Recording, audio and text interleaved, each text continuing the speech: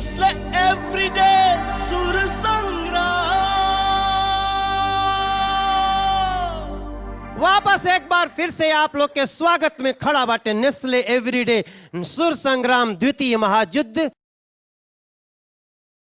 एक तरफ बाटे डाबर रेड पेस्ट यूपी के शान और दूसरी तरफ बजाज एलमंड ड्रॉप्स बिहार की आन। मचल बाटे संगीत के घमासान। अब हम बुलावे जा रहल बानी अपने बिहार के जवाब में उत्तर प्रदेश के एगो ऐसन वीर के जौन न जाने कितनी बेर एह मंच पे गा के पूरी दुनिया के स्तब्ध कर देले बाटे। बनारस के कलावीर उत्तर प्रदेश के शान रघुवीर बाबू।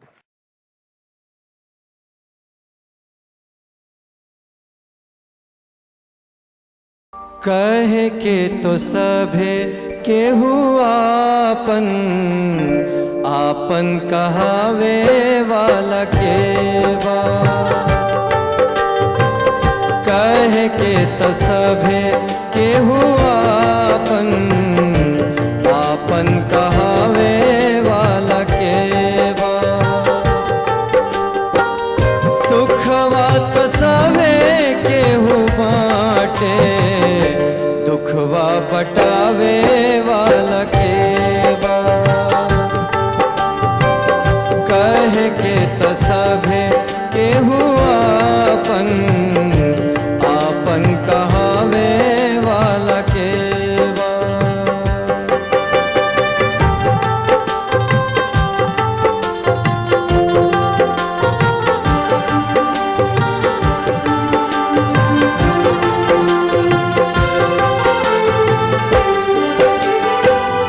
डेगे डेगे ठेस लागे जाए केहू के न हो। पत्थरा के देख ली जहाँ हो। डेगे डेगे ठेस लागे जाए केहू के न हो। पत्थरा के देख ली जहाँ करा पे करे केहू जग में भरोसा। जहर भरल मुस्कान सपना के दियावा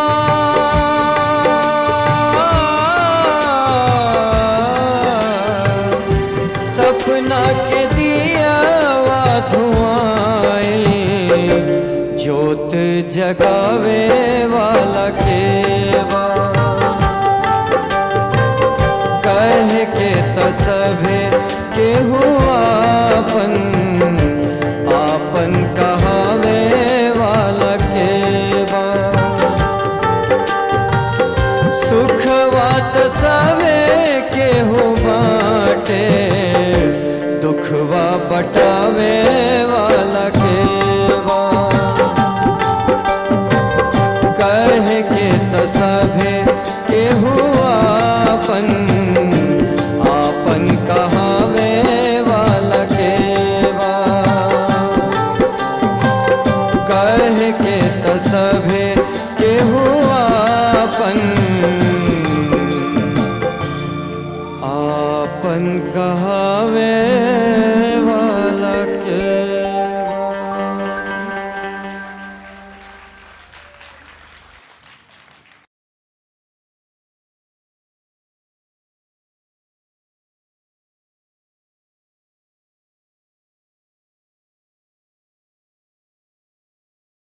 ऐसन लोग रघुवीर जैसन लोग खाली सुर संग्राम के दर्शक लोग खातिर ना पूरा दुनिया खातिर बहुत बड़का आदर्श होके के चाहिए। जितना सहज आदमी बाड़े और दुनिया भगवान के सारा आशीर्वाद के ले करके जे तरह से जियता रहे और जे तरह से शान से जियता रहे इनका सामने हमार मस्तक झुक गए। ई मंच के सजा रहल बाड़े ऐसा का लोग जो हमनी के इंस्पायर करता रहे, हमनी के उत्साह देता रहे कि ज़िंदगी में हमनी के चाहे जितना भी हमनी के खराब समय देखे नहीं जा, लेकिन जब ऐसा आदमी के देखे नहीं जाते बुझाला क्या कि हमनी के तो खड़ी अच्छे समय देखे नहीं जा। थैंक यू सर। हम एक दो बार तो बिल्कुल ऐसा रोनी कि हमरा से कुछ हो ही नहीं पावल। कौने शब्द की असरवा है करा में वही लाइनवा जो हमारे हमेशा सुनत नहीं जा।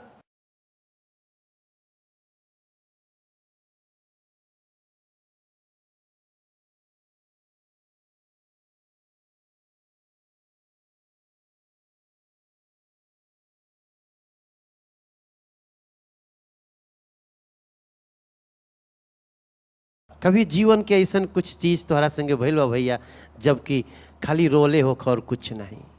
अपने के ज़्यादा हम अपना बारे में ज़्यादा बतियावे नहीं ना, कहाँ से हमारा बुझाला क्या कि हमरा से ज़्यादा दर्द दूसरका के लगे बाटे। लेकिन दिल्ली में हमने के जब थिएटर करते रहनी जा तो अपना कमरा ले जाए खातिर पैसा ना होके, तो बस के किराया ना होके, हर कोई से तुम 25 गो पैसा देबो हो, तारा से बोलनी कि एगो 25 पैसा दो, रवि से बोलनी 25 पैसा दो, हुनका से बोलनी 25 पैसा दो। कहाँ से 25 पैसा एगो आदमी के देवे खातिर भारी ना पड़ेला, ओकरा से सीधा 1 रुपया मांगे में तो ना दी। तो यह तरह से आदमी कभी पैसा ले करके अपना कमरा ले जाए, कभी वो ना होके तो पैदल हमनी के 10-10 किलोमीटर 15-15 किलोमीटर पैदल जाई, पैदल पैदल। आप ट्रैफिक सब जात आत रहे, आप पैदल चल जात रहनी और वो बड़ा बड़ा रुआई आवे, वो बड़ा